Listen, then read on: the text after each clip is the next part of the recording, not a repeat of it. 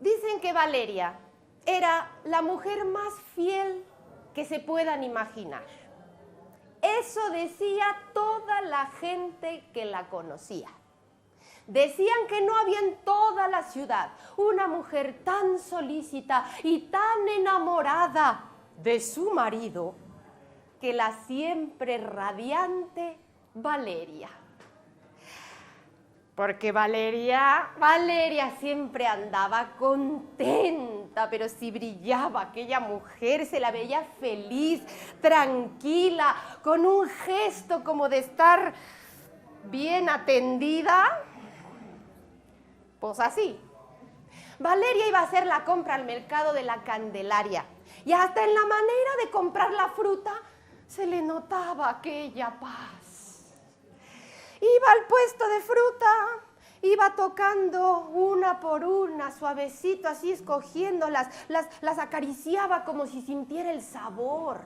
Las dejaba caer lenta y suavemente en la balanza y luego mientras la marchanta se las pesaba, ella echaba la cabeza para atrás y suspiraba.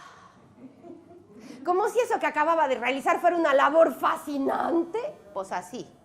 Y es que ella era así de apasionada, de entregada en todo lo que hacía.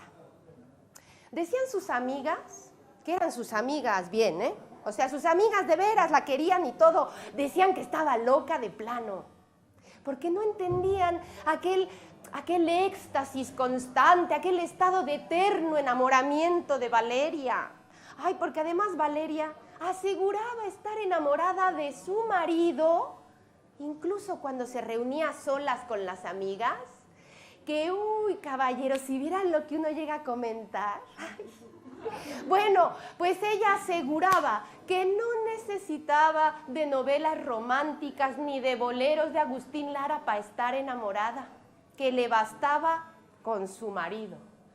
Y claro, las amigas pensaban que estaba rematadamente loca porque el marido era un hombre bastante normalito, ¿eh? Ni gordo, ni flaco, ni alto, ni bajo, ni feo, ni bonito, normal. De los que se quejan de la comida, que se quejan de que la ropa no está bien planchada, de los que no se ocupan para nada de las cosas de la casa, mucho menos de la educación de los chamacos, de los que llegan a la casa cuando llegan y de los que hacen el amor cuando ellos lo creen conveniente. ¿Un hombre normal? Claro.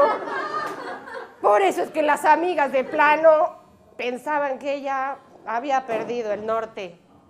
Un día estaba Valeria en su casa con una prima suya, Gertrudis se llamaba la prima.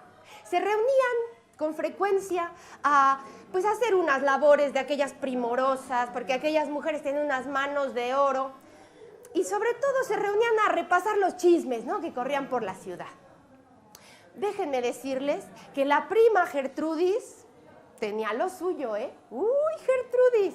Miren ustedes, Gertrudis era lo que podemos decir, una mujer completa, una mujer con cal, sí señor, porque Gertrudis era capaz de atender a 30 invitados cada domingo, con comida de esto de manteles largos, ¿eh? Llevaba a su casa como si fuera juego de niños y tenía 8 hijos. El marido feliz, contento, encantado de aquella mujer que lo tenía muy bien cuidado y atendido y que además se daba tiempo para participar en todas las obras de beneficencia que organizaba la parroquia. Ahí andaba Gertrudis metida en todos los argüendes, haciendo pasteles y gelatinas y tejiendo suétercitos, visitando enfermos, consolando viudas. No, hombre. Gertrudis además bailaba flamenco, que para la época y el lugar era un poco raro, pero no lo hacía nada mal, ¿eh? Y además cantaba ranchero, con una voz bravía de esas buenas, sí señor. Y además Gertrudis tenía la capacidad o la virtud de enamorarse de un hombre ajeno cada lunes. Era una mujer completa. Pues ahí estaban las dos en el cuarto de costura. Y mientras Valeria bordaba uno de los 60 manteles de punto de cruz que le heredó a sus hijas, Gertrudis le dijo: «Oyes, Valeria, ¿cómo le haces?» «¿Cómo le hago para qué?», Preguntó ella. Ay, no te hagas mensa, hombre, pues para no aburrirte. Ay, con ese marido que tienes, ¿oh? Mira, se me hace que tú debes de tener un amante secreto.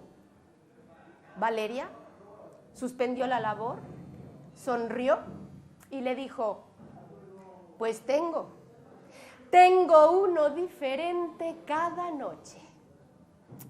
Ay, si no le hagas, Valeria, como si hubiera de dónde sacarlos en este pueblo de 4 gatos más vistos. Ay, pero Gertrudis, no seas tonta, mujer, pues sí es muy fácil.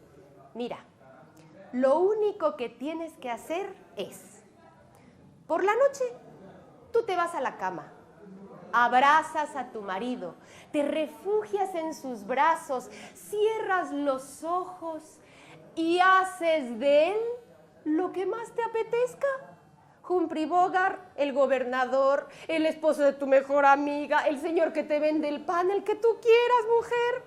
Un hombre diferente cada noche para amarlo de diferente modo. Al día siguiente te levantas, te espantas las nubes de la cabeza, no vayas a andar confundiendo nombres, te llevas a los niños a la escuela, haces tus quehaceres y por la noche vuelves a cerrar los ojos y te dejas soñar.